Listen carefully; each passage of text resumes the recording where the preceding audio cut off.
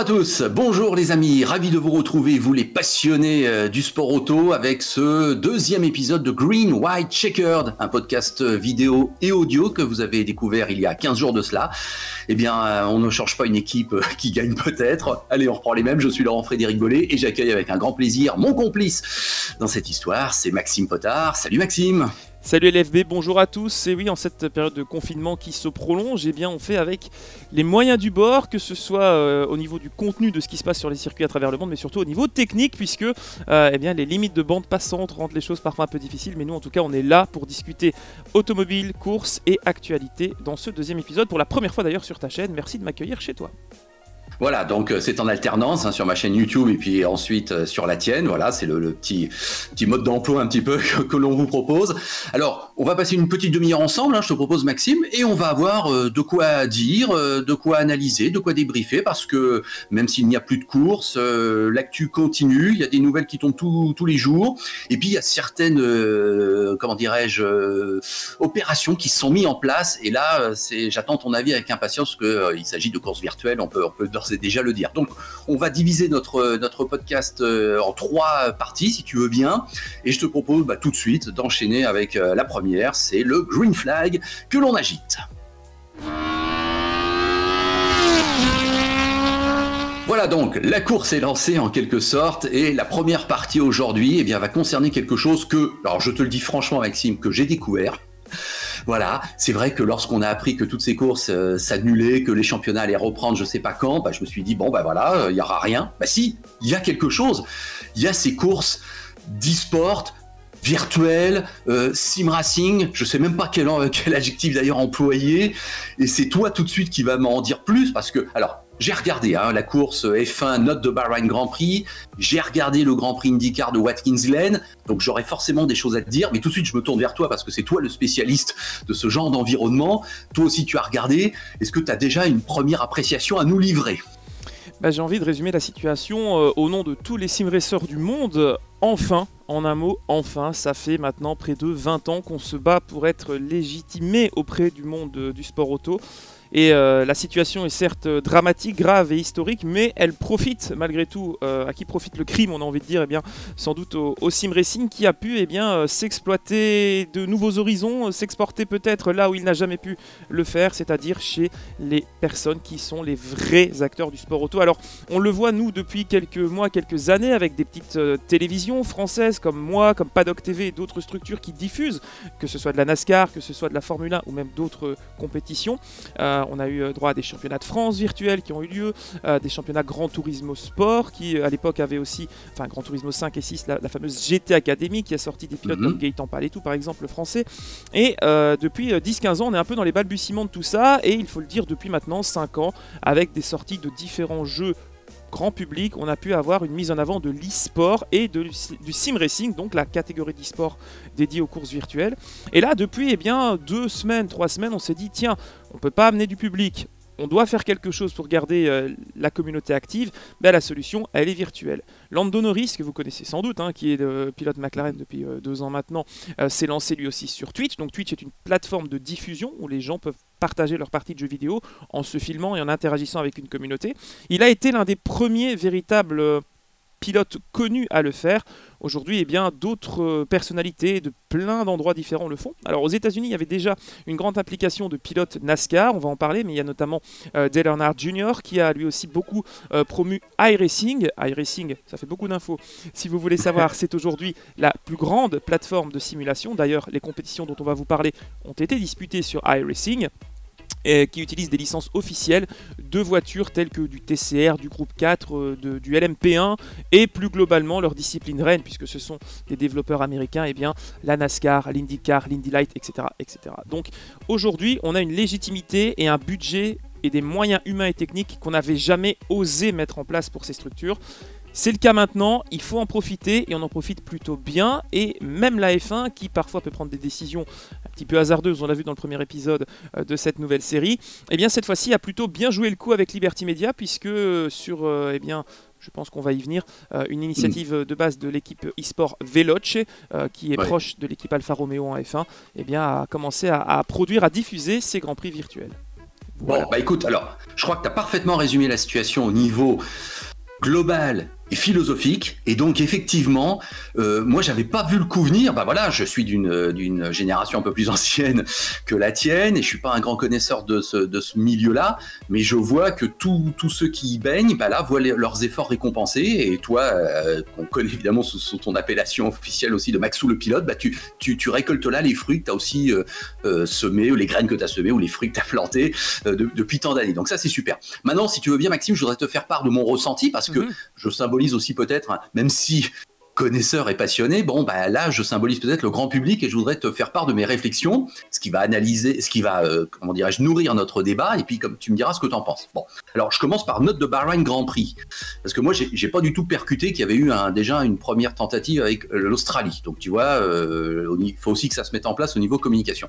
Alors moi, ce qui m'a gêné entre guillemets dans note de Bahreïn Grand Prix, c'est le fait de voir un mélange. Alors évidemment, c'est super quand tu vois qu'il y a Norris, qu'il y a Latifi, qu'il y a des invités comme Thibaut Courtois, fabuleux, c'était génial. Moi, je suis un fondu de golf, que je vois Yann Poulter qui est là aussi, ça m'intéresse. Mais bon, je vois quand même d'autres personnes que je connais ni d'Ève ni d'Adam, et je veux bien croire que ce sont des super cracks dans leur domaine, mais bon, évidemment, j'ai du mal à me passionner pour des gens que je connais pas, avec en plus des intitulés de noms dans le totem là, des classements où je comprends rien. Il y a des underscores partout, il y a des tirets partout, il y a des chiffres partout, j'ai rien compris du tout, donc je sais pas qui est qui, voilà. Et puis au niveau réel, j'ai trouvé que c'était un petit peu... Ouais, ça fait vraiment jeu vidéo, quoi. J'ai pas toujours trouvé ça très réaliste. Alors, est-ce que tu trouves que je suis un peu injuste? Mais là, je parle que de Bahreïn Grand Prix. Après, on parlera d'autres choses. Est-ce que tu trouves que je suis un peu injuste avec cette opération? Alors, dans un sens, oui, un peu d'injustice, parce que aujourd'hui, comment fonctionne un jeu grand public? C'est un studio de développement qui achète une licence officielle, développe un jeu basé sur les vraies voitures, les vrais circuits, etc. Il faut savoir que depuis 10 ans, c'est Codemasters, un studio anglais qui s'occupe de la Formule 1. Ils ont toujours eu des grosses difficultés à être légitimes pour faire de la simulation. Il y a 20 ans, ce studio faisait des jeux comme Toka, qui reprenait des jeux des saisons de BTCC, ou d'autres jeux, des jeux officiels d'IndyCar, sortis même en 2005. Aujourd'hui, ils s'occupent de la Formule 1 principalement. Malheureusement, ils ont une image qui est un petit peu plus arcade, donc qui n'est pas vraiment du goût des fans purs et durs de simulation. C'est un jeu qu'on peut jouer à la manette, ce qui divise déjà. On a voulu en faire une promotion de l'initiative de Liberty Media en créant les championnats du monde F1 Pro Series, une compétition e-sportive où des joueurs, uniquement des joueurs, se retrouvaient sur 12 grands prix pour faire une compétition. Et c'est suite à cet événement qui existe depuis 2 ans que cette année ils se sont dit tiens, on va essayer de le faire avec des stars. Donc c'est plus un invitationnel pour l'instant qu'un vrai championnat. Là où d'autres disciplines se sont vraiment concentrées sur le fait d'implémenter complètement les pilotes officiels dans une compétition parallèle virtuelle, on le voit en MotoGP et dans d'autres disciplines également mécaniques, mais là le jeu utilisé, qui est donc le jeu officiel, a des limites techniques, que ce soit au niveau de la réalisation, au niveau des options, au niveau du visuel et au niveau physique. Donc certes c'est un jeu grand public, mais tu expliquais le problème des pseudonymes dans la tour des classements. C'est un problème qu'on ne retrouve pas sur d'autres jeux comme iRacing, parce que c'est un jeu de simulation et qui a cette envie et qui a pris du temps dans son développement de mettre en place une finesse de diffusion pour des événements sur leur plateforme. Ce qui n'est pas le cas de F1, puisque eux, ils s'en sortaient plutôt bien, parce que quand ils avaient leur pilote e-sportif, ils pouvaient leur demander de mettre nom et prénom, mais quelqu'un comme Thibaut Courtois ou d'autres personnes qui arrivent, si on ne connaît pas les pseudos, qui sont simplement leur compte utilisateur sur leur console, ben, on ne sait pas qui c'est. Et pour être commentateur de ce genre d'épreuve depuis pas mal de temps, c'est une vraie plaie de pouvoir comprendre, nous, ce qui se passe à l'écran, ce que tu comprends toi aussi très bien, j'imagine, de par ton expérience, et le faire ressentir aux spectateurs. Donc il y a vraiment un besoin de développer, et c'est pas vraiment quelque chose que la Formule 1 va régler, puisque ils sont tous en télétravail, et la sortie du prochain est déjà repoussée, et ils comptaient pas forcément travailler plus sur ce qui était jusque-là proposé dans les overlays. Donc limitation technique, limitation humaine, et orientation du public. Si on propose quelque chose de trop simu, trop poussé, malheureusement, eh bien les joueurs un peu moins aguerris risquent de lâcher l'affaire. Bon, ok. Alors écoute, après, moi, j'ai le sentiment que j'ai progressé. Il me reste encore 2 étapes. La première, c'est l'IndyCar. Alors j'ai regardé le Grand Prix de Watkins Glen. Et là, je suis obligé de dire, ah oui, là, attention, j'ai eu le sentiment tout de suite qu'on était dans une autre dimension. Bah pourquoi? Bah parce qu'évidemment, je retrouve Sage Karam en tête, je retrouve mon Simon Pagenaud, mon Sébastien Bourdet qui est inscrit, je vois mon Will Power, je vois même mon Scott McLaughlin. Je me dis, ah ouais, là, ça devient sacrément sérieux. Et effectivement, au niveau des noms, c'est les bons. Et au niveau de la réal, j'avais vraiment le sentiment, là, d'assister quasiment à un vrai Grand Prix d'IndyCar. Donc là aussi, est-ce que ça te semble naturel que j'ai plus apprécié finalement ça que la première? Tout à fait. Simplement, la plateforme qui est utilisée, c'est ce qu'a compris iRacing avec cette compétition et de NASCAR et d'IndyCar, puisque c'est le même support donc, pour les deux événements. Mais quand on voit le sérieux mis en place à l'américaine, en tout cas le sens du spectacle en mettant les vraies stars sur la piste, la Formule 1 n'a pas vraiment compris ça. Et ne sachant pas vraiment où ils allaient, ils ont plus fait confiance aux relations, des agendas des uns et des autres. Et ben, Lando Norris et Latifi, ils connaissent lui, etc. Et ils sont simplement pris ce qu'ils avaient sous la main. Et c'est là qu'on a eu un gros problème pendant le Bahreïn Grand Prix, puisqu'on parle vraiment toujours de la Formule 1. Le Not the Bahrain Grand Prix, c'était surtout le spectacle en piste. Je suis censé, ce week-end, pour le service public belge, commenter le prochain événement. Donc on prend ça très au sérieux, c'est une super nouvelle pour nous. J'aurai le plaisir de faire ça avec Thibaut Rinchon dimanche prochain. Mais on a un peu peur parce que, par exemple, lors du Grand Prix de Bahreïn, on a un Johnny Herbert qui est parti couper le premier virage et qui a pris 10 secondes de pénalité. Il y avait 4 voitures dans le mur avant la première épingle. Donc ça fait un peu tâche. Là, au l'IndyCar, les commentateurs officiels, on y reviendra après, mais eux ont vraiment travaillé à un point vraiment supérieur par rapport à la F1.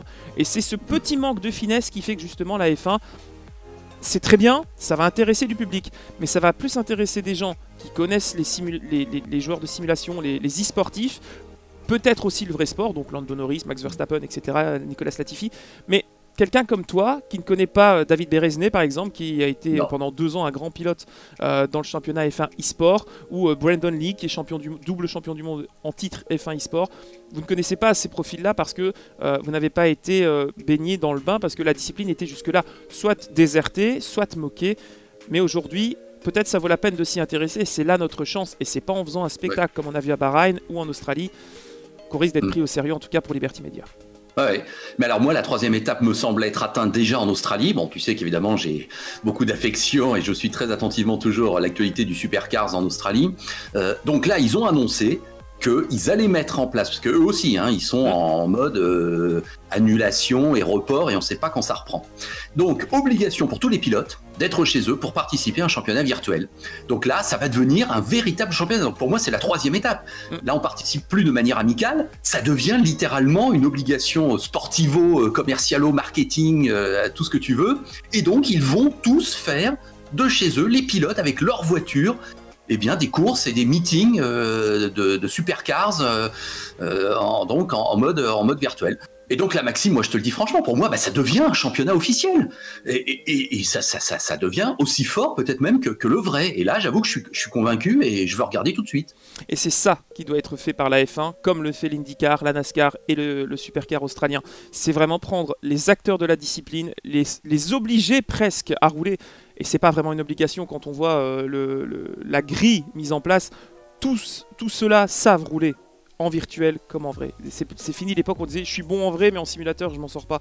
Non, sincèrement si ce sont des pilotes à ce niveau-là, ils sont tous capables de le faire sur un simulateur. Aujourd'hui on a du matériel, peut-être moins connu du grand public aussi, mais qui est extrêmement poussé avec des pressions de frein qui vont dépasser les 100 kg, des retours de force d'une précision vraiment mécanique et électronique qui permet d'avoir cette précision comme dans n'importe quelle voiture. On a des volants qui sont des répliques, volants NASCAR, de Formule 1, etc. Donc eux peuvent même retrouver leurs propres boutons, leur mapping, etc. Donc il n'y a, entre guillemets, aucune excuse pour ne pas le faire. Le V8 Supercar finalement, enfin le Supercar désormais malheureusement, j'ai du mal à m'y faire. Tu auras un gage la prochaine fois. Je l'ai déjà fait, je pense à la première.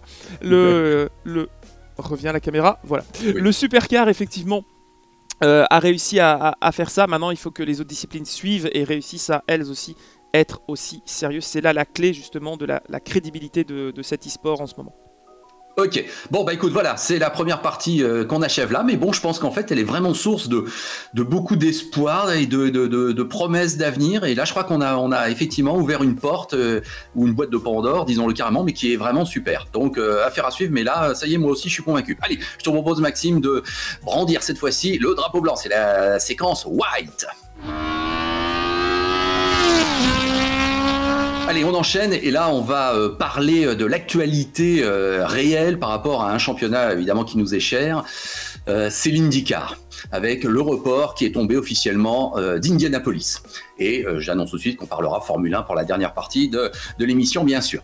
Alors donc, Maxime, là, au niveau du championnat IndyCar, bah, ils sont sur deux points de vue, j'ai envie de dire. Donc, d'une part, évidemment, il faut sauver le soldat Indianapolis, qui est évidemment la course la plus emblématique. Elle est remise officiellement au 23 août, bon, ce qui laisse effectivement a priori une certaine marge.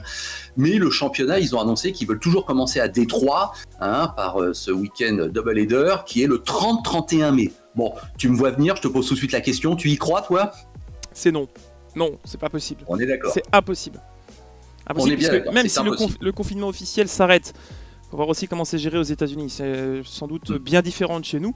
Mais au-delà de cet aspect-là, tout le monde ne sera pas aussi catégorique. Confinement terminé, demain on n'a pas des milliers de personnes dans la rue. Je pense que certains vont prendre des précautions, vont attendre, certaines vont prendre peut-être du temps aussi pour se remettre dans le rythme. Et je vois pas les Américains du jour au lendemain ressortir et aller au stade, aller sur un circuit comme si de rien n'était. Je pense pas. Ben oui, bien sûr que nous voudrions que tout reprenne très vite et nous aussi évidemment, et en Europe on est vraiment encore concernés au premier chef. Ce confinement, on a qu'une hâte, c'est qu'il se termine et que la vie reprenne en quelque sorte. Mais il faut être réaliste. Les déplacements de population, les organisations de spectacles, les mises en place de moyens humains, matériels, ça se fera pas avant le début de l'été, à mon avis. Donc effectivement, l'IndyCar fin mai à Détroit, c'est pas possible. Alors, Indianapolis, bon, ça fait mal au cœur de voir qu'effectivement cette grande course est concernée aussi, comme les 24 heures du Mans, mais on prend a priori ses précautions. Et donc, on se retrouverait en plein cœur de l'été. Alors, déjà qu'il y a des week-ends, tu sais, comme moi, au niveau de l'histoire, où il fait une chaleur épouvantable au mois de mai à Indianapolis. Là, au mois d'août, à Indianapolis, il y en a qui vont souffrir. Bon. Peut-être des moteurs japonais qui vont souffrir aussi. Voilà. Mais écoute, ça semble être une certaine sagesse. Est-ce que toi aussi, tu te vois comme moi en disant, bon, bah oui, ça fait quand même un certain delta avant de pouvoir peut-être mettre ça en place? Si on parlait il y a quelques instants d'e-sport et de sim racing, s'il y a autant de moyens qui sont mis en place par l'IndyCar, puisque c'est le sujet dont on parle, pour occuper les fans et surtout occuper les pilotes pour qu'ils gardent ce fighting spirit, je pense pas que les choses vont prendre tout de suite leur place initiale avant sans doute la rentrée de septembre pour tout le monde. Et on parle beaucoup désormais d'une super season dans pas mal de disciplines. On a des gels de réglementation dans certaines organisations aussi. Donc l'Indy n'est pas censé évoluer énormément pour les saisons à venir. Pour l'instant, on a une nouvelle structure technique qui fonctionne bien, en tout cas avec l'aéroscreen qui a été instauré, etc. Donc, sincèrement, je pense qu'ils vont continuer sur leur virtuel pendant quelques temps, mais les pilotes vont finir par se lasser malgré tout, parce que ce n'est pas leur travail et ce n'est pas ce qui fait leur passion. Les sponsors vont aussi se lasser, même si certains vont en profiter, ce ne seront pas forcément les mêmes que ceux du vrai sport, en tout cas des vrais événements. Tout ce qui est logistique, les emplois, les pertes, tout ça va être catastrophique. Alors on parle de l'IndyCar, mais c'est le cas ailleurs, mais au sujet de l'IndyCar justement, on sait qu'il y a énormément la mentalité américaine de bénévolat, de choses qui sont organisées, de caritatifs, même dans les paddocks, d'actions faites pour les fans. Tout ça va se perdre et ça peut avoir une répercussion, c'est peut-être que 6 mois ou déjà 6 mois selon les cas. Donc j'ai un peu peur justement de ce que ça peut faire perdre comme essence dans les mois à venir. Donc il ne faut pas non plus se précipiter pour mal recommencer, mais il ne faut pas attendre de trop pour risquer de totalement perdre un public. Même si celui-ci reste fan, passionné et attendra, les vrais attendront, nous attendrons toujours. Mais Bien certains sûr. risquent de peut-être aller voir ailleurs si ça reprend plus facilement dans d'autres disciplines qui les intéressent. Et on peut perdre malheureusement quelques fans et des emplois et de l'argent, etc., etc. Donc difficile pour nous à notre niveau de donner un timing.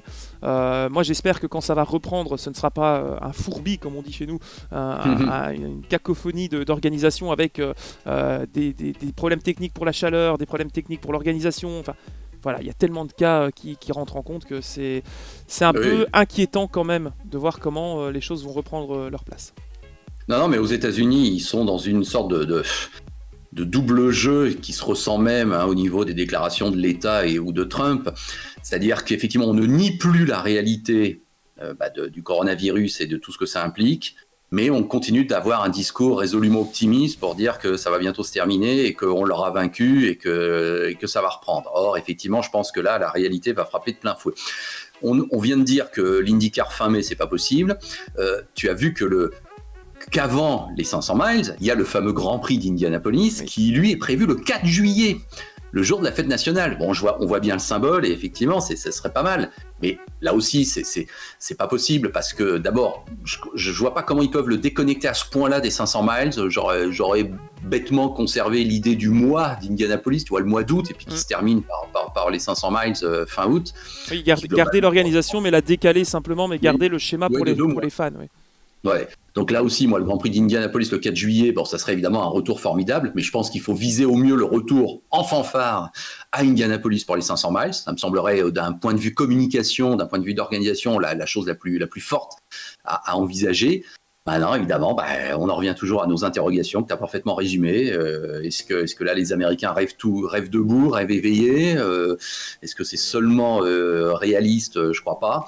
Mais bon, en tout cas, effectivement, les questions se posent. Mais bon, en tout cas, après les 24 heures du Mans, oui, donc Indianapolis, à son tour, est reporté. Et écoute, cette année, tu sais que le Grand Prix de Monaco est annulé. Il n'est pas reporté, lui. On l'a tous compris. C'est une annulation pure et simple. Quand bien même la saison va reprendre, et on va en parler dans quelques instants, Monaco, quoi qu'il arrive, n'aura pas lieu. Bon, Indianapolis et Le Mans, est-ce qu'on aurait une saison 2020 où ces 3 plus grandes courses du monde n'auraient pas lieu? C'est vrai que le simple fait de poser la question prouve que le débat est là, mais est-ce qu'on se serait cru la poser cette question il y a encore un mois, quoi? C'est fou, hein. Non, c'est incroyable. Et ce qui est d'autant plus choquant, c'est que ça permet aussi de prendre la mesure de la réalité dans laquelle on est. On vit une période qui est historique, je l'ai dit tout à l'heure, mais surtout des choses qui nous paraissaient établies deviennent aujourd'hui futiles parce que ça n'est plus la priorité. Le sport auto aujourd'hui, pour 95% de la population, c'est futile. Pour nous, c'est vital. Moi, quand je vais pas bien, je vais à Spa-Francorchamps. C'est mon psychologue à moi, ce sont les Ardennes belges. Et bien là, ça fait depuis le mois de septembre où la saison est terminée. Là, il manque effectivement les 6 heures, etc. Et aux États-Unis, on a déjà perdu beaucoup de choses. Il y a eu Sebring qui a été déjà annulé. Donc, tout ce qui est déjà, entre guillemets, passé, on le perd. Et on essaie de pousser, de faire rentrer tout le monde dans la fin de saison. Est-ce que ça n'a pas gâché le spectacle, cette période où on se dit « Ah, ce sont les examens, donc c'est l'Indy 500, ah, c'est la rentrée, donc c'est du coup le Grand Prix de Monaco aussi. » On a toujours cette période et c'est, je veux dire, l'air n'a pas le même parfum selon les événements dans l'année. Et on est aussi moi, quand je me dis « Ah, c'est vrai, c'est le début d'année, il va y avoir les 12 heures de Bathurst par exemple. » C'est plein de choses comme ça. Donc, ou Adélaïde en supercar. Donc, il y a beaucoup de choses qui régissent une saison et une année civile que l'on n'a plus comme référence. Je crois que le dernier Grand Prix de Monaco annulé, c'était 53, si je dis pas de bêtises. Il faudrait aller vérifier ça, mais oui. Ou 54, donc c'est aberrant de se dire, pour la situation dans laquelle on ne peut pas vivre ça. Donc il faut faire avec. Et ouais, c'est effectivement très triste, c'est la situation, mais voilà, on va pas faire comme le docteur Marco, on va pas dire... Ah oui. Voilà. Pour en parler. Non, mais attends, c'est spontané, tu en parles, complètement débile, pour pas dire autre chose. Là, les bras nous en tombent, on est affligés. À 24 heures près, on aurait cru un poisson d'avril, mais non, monsieur Dr. Helmut Marko, qui, si vous n'avez pas eu l'info, a dit finalement, ce serait pas plus mal que Verstappen, Albon et ses pilotes aient déjà le coronavirus, comme ça, ils peuvent être immunisés, ils peuvent courir fin de l'année.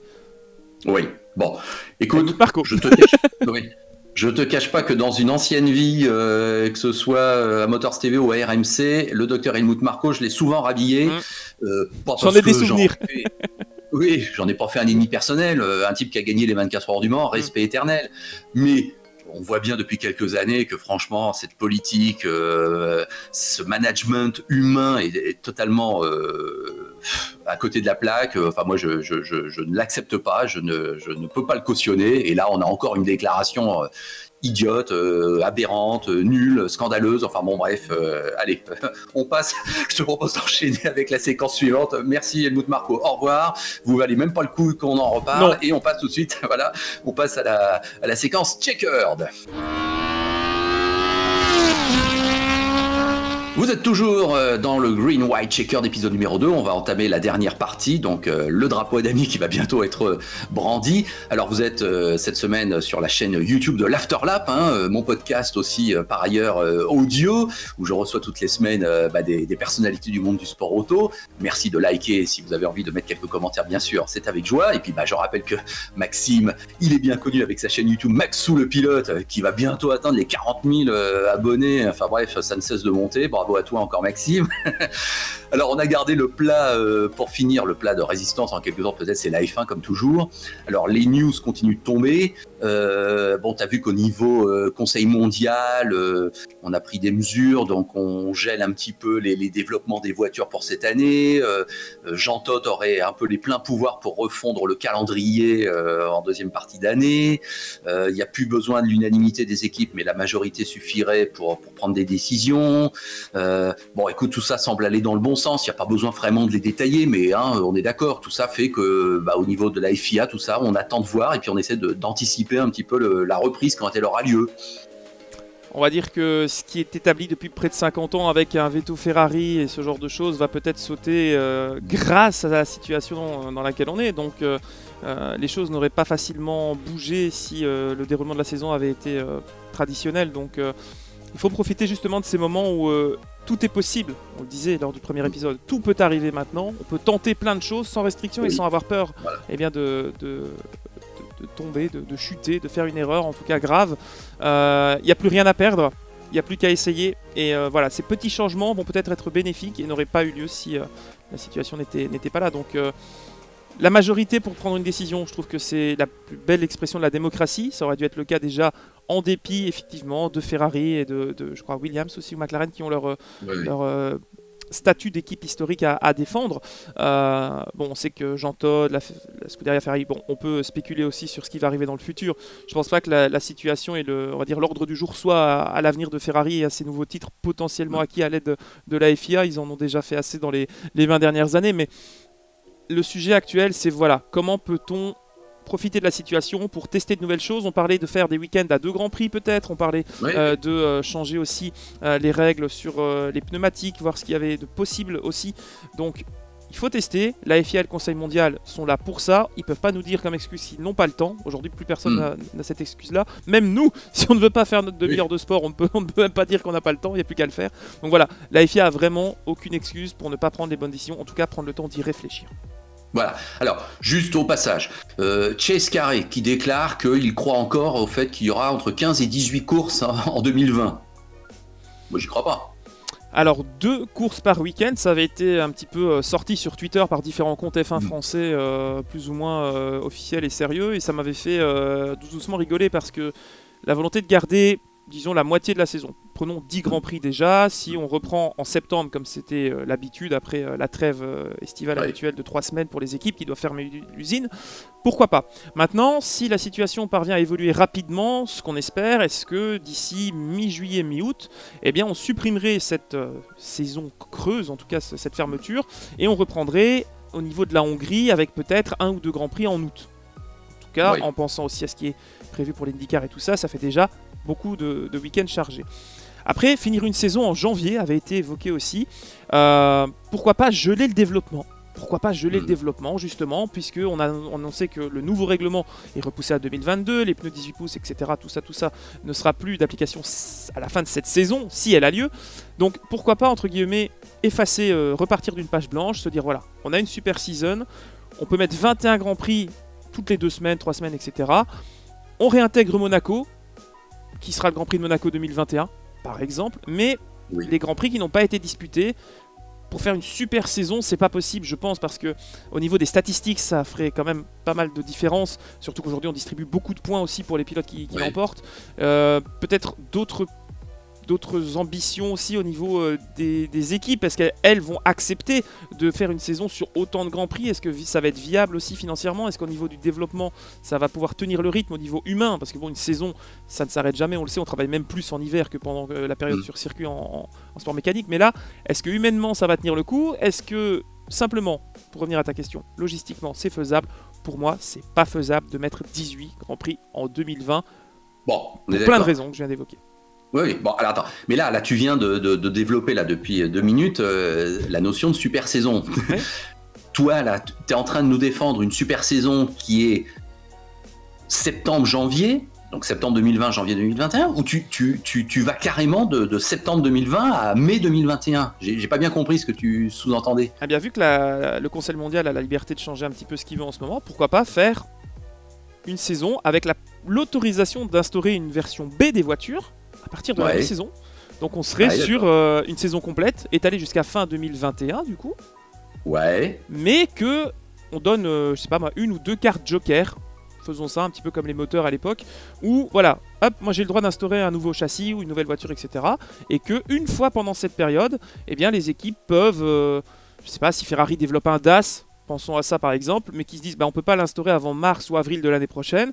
Bah, si c'est développé et que c'est validé au niveau des crash tests de la FIA, on l'intègre à partir du Grand Prix de Monaco 2021, qui sera la suite du championnat 2020-2021. Ça pourrait être vraiment intéressant et pas lourd logistiquement, et puis pour le coup ça occuperait pas mal de monde aussi. Non, mais là, écoute, alors là, c'est tout l'intérêt de cette discussion qui est très spontanée, et pour dire que on se lance.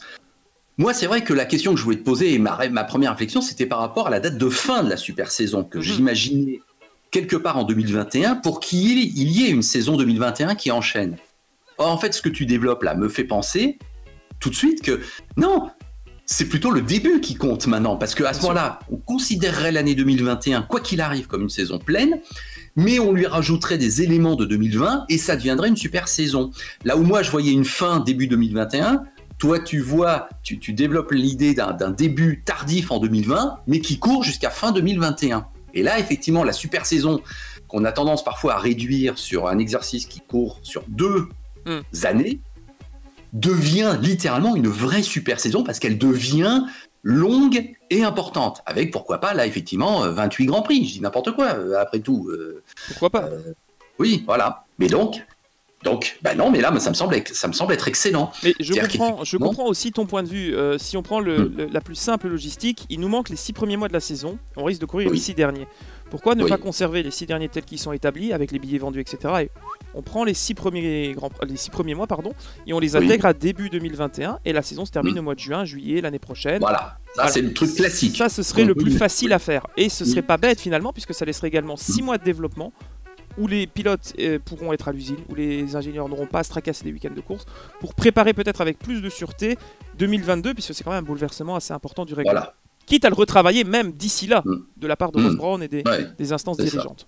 Ça peut être aussi une solution là qui paraît beaucoup plus facile à mettre en place, dit comme ça.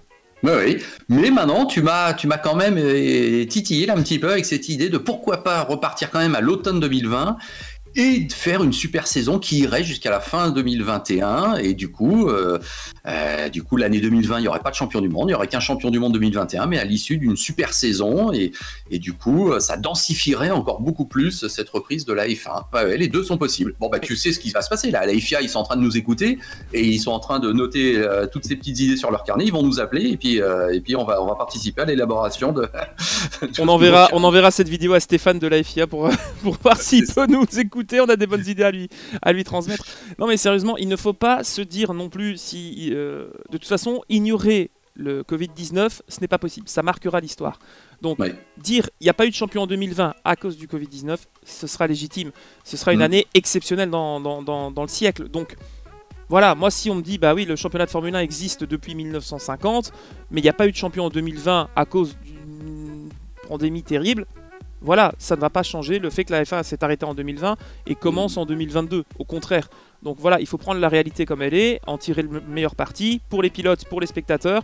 Je pense que la meilleure solution, ce serait une super season, soit comme on vient de l'expliquer, soit vraiment en faisant un événement exceptionnel, en prenant aussi le risque d'ici fin juin d'y ajouter d'autres grands prix à Hanoï justement, et peut-être même réintégrer d'autres pays. Enfin bref, ça pourrait être aussi une belle perspective. Voilà, je pense qu'on conclura souvent dans ces temps-ci affaire à suivre. Mais en tout cas, voilà, on va surveiller ça et on vous promet que on risque d'en reparler, pourquoi pas, lors du 3e épisode de Greenwald Checker. Donc c'est terminé pour le numéro 2. Là, on va s'arrêter là, Maxime. Mais tout de suite, on donne rendez-vous dans 15 jours à nos viewers, à nos followers, à nos auditeurs, à nos spectateurs, parce qu'effectivement, on va se retrouver et on n'est pas inquiet du tout, même s'il n'y aura pas eu de course, il y en aura eu des virtuels et il y aura forcément eu des news qui seront tombées. Donc, Maxime, Max sous le pilote d'un côté, l'Afterlab de l'autre. On se donne donc rendez-vous dans 15 jours, on fait comme ça ? Faisons comme ça. Si vous souhaitez découvrir la chaîne de l'un et de l'autre, vous avez tous les liens en description. N'hésitez pas à nous suivre aussi sur nos réseaux sociaux. On réagit à l'actualité, ce qui se passe en ce moment aussi, que ce soit au niveau de l'Afterlap ou moi sur ma chaîne YouTube. Je suis désormais en train de travailler sur du nouveau contenu. Je travaille sur pas mal de casts puisque mon agenda n'a jamais été aussi chargé que depuis ces dernières semaines. Donc j'ai beaucoup de belles choses à vous annoncer. Restez fidèles à l'Afterlap, restez fidèles à notre chaîne, à chacun. On est là pour vous divertir. Réagissez dans les commentaires. Vous avez été très positifs. Merci d'ailleurs pour l'accueil que vous avez réservé à ce premier épisode. J'espère que celui-ci vous plaira tout autant. Merci. Oui, puis en plus, on a noté que là, au niveau du son, c'est un petit peu mieux en ce qui me concerne, je crois, parce que j'ai bien vu que ça n'avait pas été très glorieux, Maxime, de me dégrader mon son pour que tu apparaisses meilleur que moi. Là, j'ai pas aimé, mais enfin bon, allez, je te pardonne quand même. Et on sait que là, ça marche impeccable. Bravo à toi. Allez, merci à vous tous. Bon confinement à toi, Maxime. Porte-toi bien. Et puis vous tous, bien évidemment, restez en bonne santé, c'est le plus important. Allez, prenez soin de vous. Salut.